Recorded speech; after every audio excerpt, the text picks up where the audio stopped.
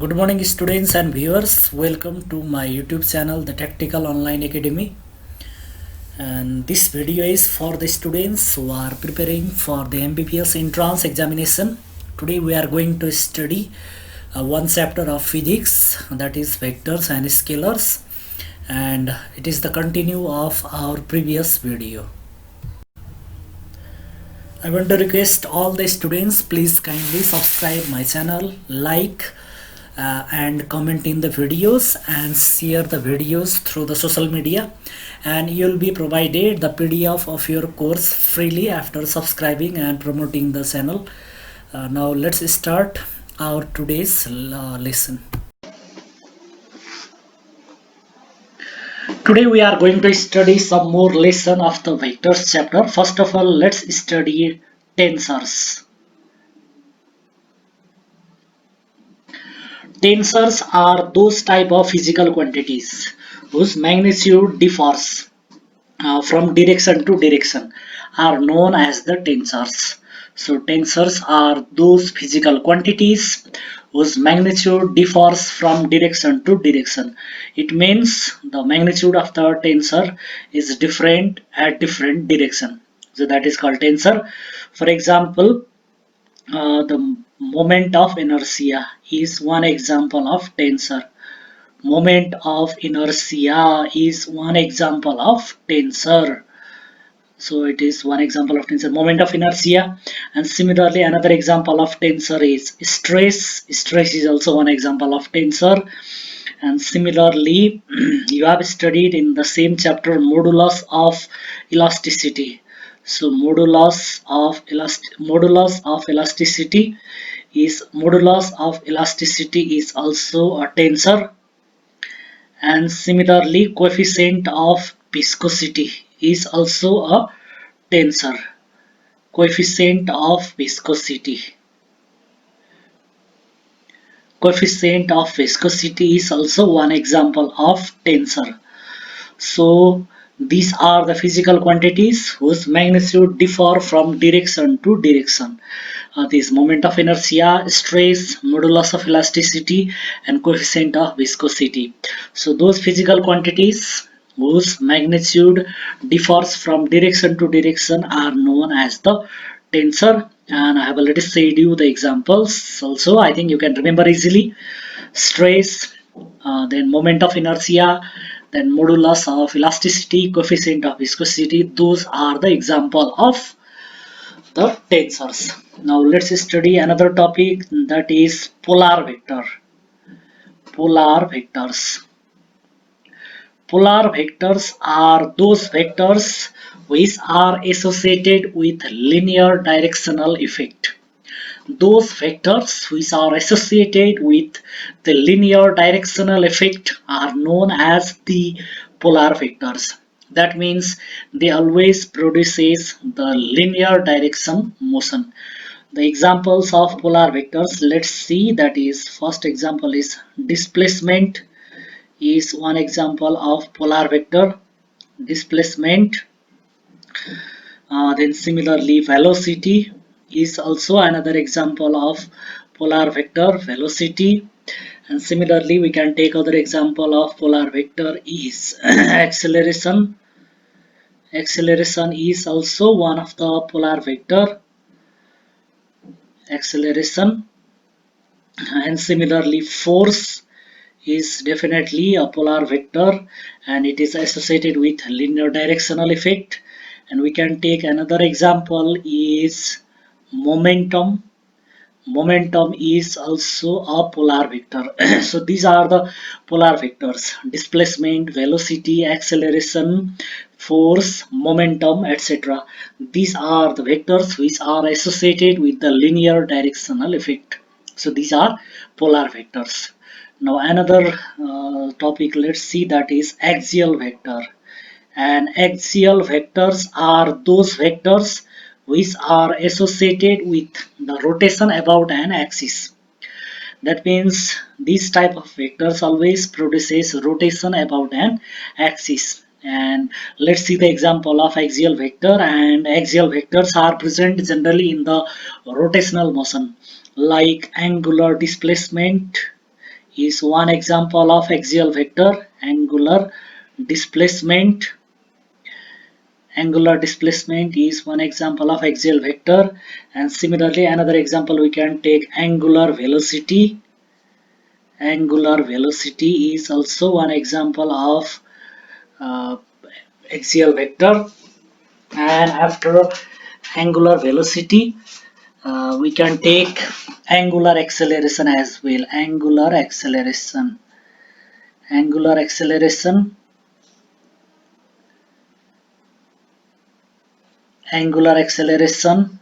And similarly, one more example we can take of axial vector is moment of force. Moment of moment of force. Moment of force. Moment of force is also axial vector, and similarly angular momentum. Angular momentum is also example of axial vector. So these are the examples of axial vectors.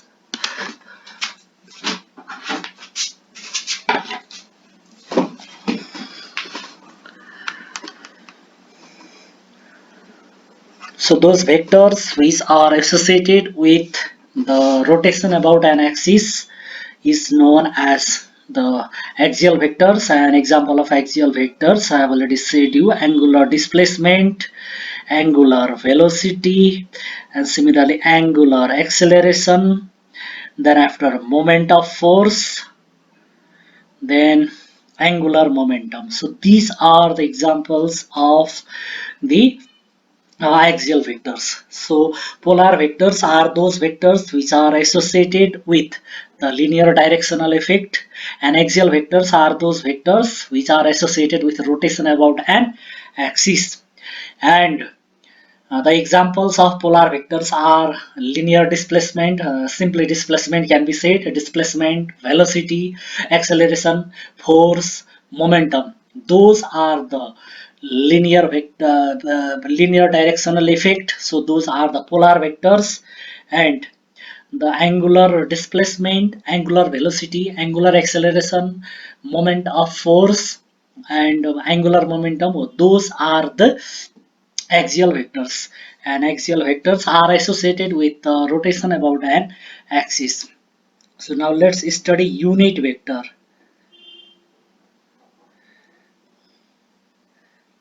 First of all, unit vector is the vector which has magnitude 1. If magnitude of the vector is 1, then that kind of vector is called unit vector. Magnitude equals to 1, or simply we can say magnitude is unity.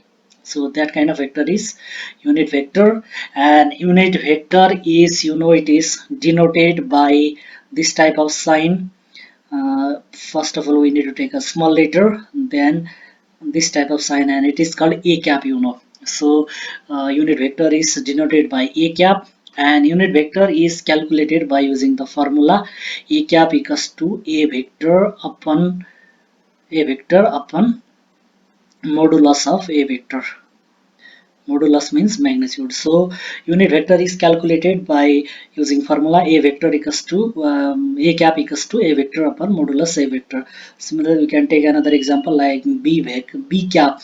It is another unit vector, and it is calculated by b vector upon modulus of b vector. So this is the formula to calculate the unit vector, and unit vector are unitless and dimensionless. The unit vector is unitless. It is unitless and dimensionless. Unitless and dimensionless. Unitless, unitless and dimensionless. It does not have dimension as well.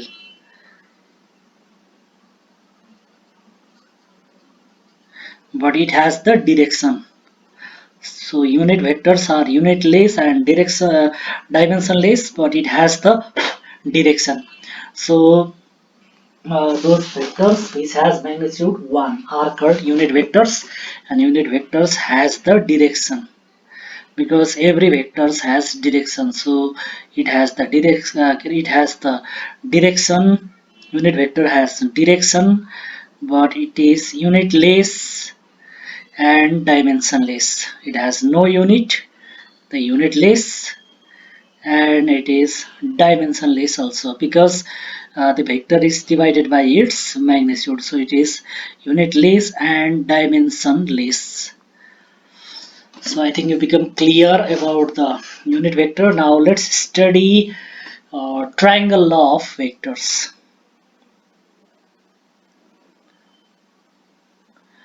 Triangle law of vector.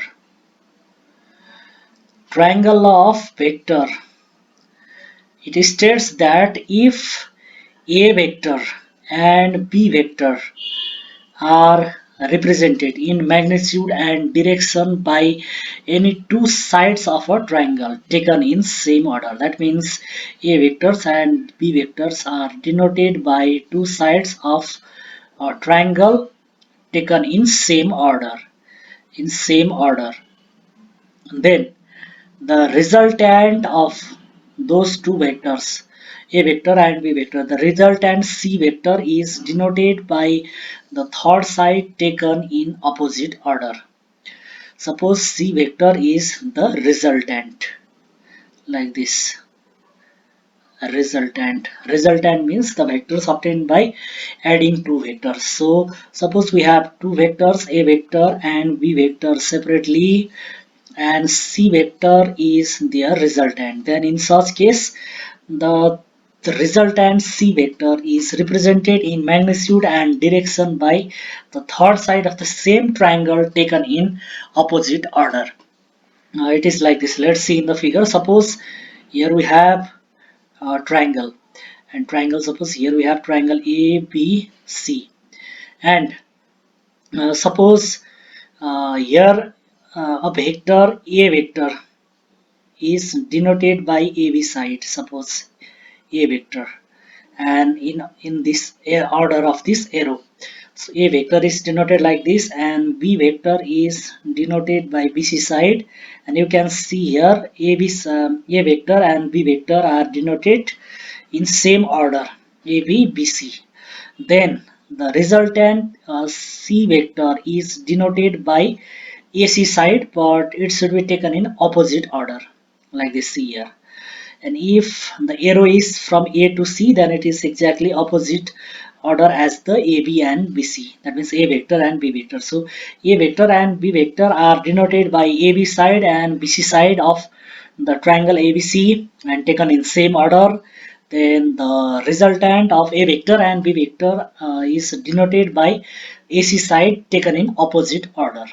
Then it is called triangle of vectors. So if two vectors A vector and B vector are represented in magnitude and direction by two sides of a triangle, AB side and BC side taken in same order, you can see in the arrow, then the resultant of A vector and B vector are denoted in magnitude and direction by third side AC side taken in opposite order. So it is called the triangle of vector, and here we can write C vector equals to A vector plus B vector. C vector equals to A vector plus B vector, like this. See, if the vector representation is like this, A vector arrow like this, and B vector arrow like this, and then C vector order is opposite order, taken in reverse order. We can say reverse order or opposite order. So if two vectors A vector and B vector are represented in magnitude and direction by two sides of a triangle taken in same order, then their resultant C vector is represented in magnitude and direction by the third side taken in reverse order or opposite order. So I think you become clear about this. Now let's study Lami's theorem. Lami's theorem.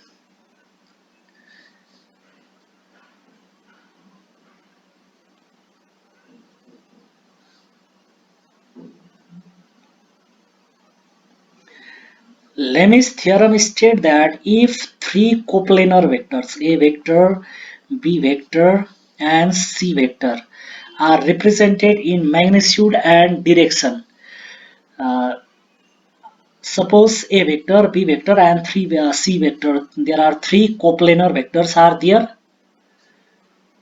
coplanar vectors, and those three coplanar vectors are acting on a particle, and the particle is in equilibrium condition. Equilibrium means it is at rest, it is not changing its state. Then the magnitude of any one vector is proportional to the sine of angle between any other two vectors. So the theorem statement is slightly confusing. I am going to clarify you clearly. Suppose A vector, B vector and C vector are acting on a particle. Suppose here is a particle and three vectors are acting on a particle, A vector, B vector and C vector. Here three vectors are acting on a particle. You know vectors has direction. So suppose here A vector is acting, and here B vector is acting, and here C vector is acting on this particle, and the particle is in equilibrium. Then the magnitude of any one vector is proportional to the sine of angle between any other two vectors. So let's see more clearly. Suppose here is the particle, and here three vectors are acting, as I have already shown you. Three vectors. Here is A vector, B vector and C vector acting. Suppose it is A vector and it is B vector acting on the particle and C vector acting on the particle like this. And now suppose angle between B vector and C vector is alpha, and C vector and A vector is, suppose let's take beta, and A vector and C vector angle is, suppose let's take gamma. Then let's see what the statement is saying is, if the particle is in equilibrium, then the magnitude of any vector is proportional to the sine of angle between other two vectors. It means like magnitude of A vector is proportional to sine of alpha. Magnitude of B vector is proportional to the angle between other two, that is sine of angle beta. And magnitude of C vector is proportional to the sine of angle gamma, like this. So magnitude of any angle vector is proportional to the sine of angle between other two. So A vector magnitude is proportional to sine alpha, B vector magnitude is proportional to sine beta, and C vector magnitude is proportional to sine gamma. So it is written like this: A vector upon sine alpha, A vector upon sine alpha equals to B vector upon sine beta equals to C vector upon sine gamma. It is written like this. The magnitude of A vector, we have to write here modulus in each. Magnitude of A vector upon sine alpha equals to magnitude of B vector upon sine beta equals to magnitude of C vector upon sine gamma. We can write like this as well: A upon sine alpha equals to B upon sine beta, B upon sine beta equals to C upon sine gamma, because here alpha is angle between B and C. It is angle between B and C.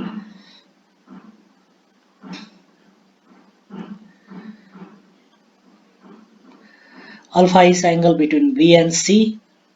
Beta is angle between C and A, and gamma is angle between A and B, like this. So magnitude of each vector is proportional to the sine of angle between other two vector. That is the Lem's theorem. So today I have explained you about the tensors. Tensors are those physical quantities whose magnitude differs from direction to direction. And I've given you the example, that is moment of inertia, stress, then modulus of elasticity, coefficient of viscosity are the tensors. Then polar vectors are those vectors which are associated with linear directional effect, and like linear displacement, acceleration, velocity, force, momentum are the polar vectors. Then I have explained you about the axial vectors. Axial vectors are those vectors which are associated with the rotation about an axis. And for example of vectors are angular displacement, angular velocity, angular acceleration, moment of force, then angular momentum. So those are the axial vectors. Then I have explained you about the unit vectors. Unit vectors are those vectors which have magnitude 1, and unit vectors are unitless and dimensionless, but it has the direction. Then I have explained you about the triangle of vectors and the Lami's theorem. So in my upcoming video I will be explaining more concept, more lessons of the chapter vectors and scalars. This was for today's class.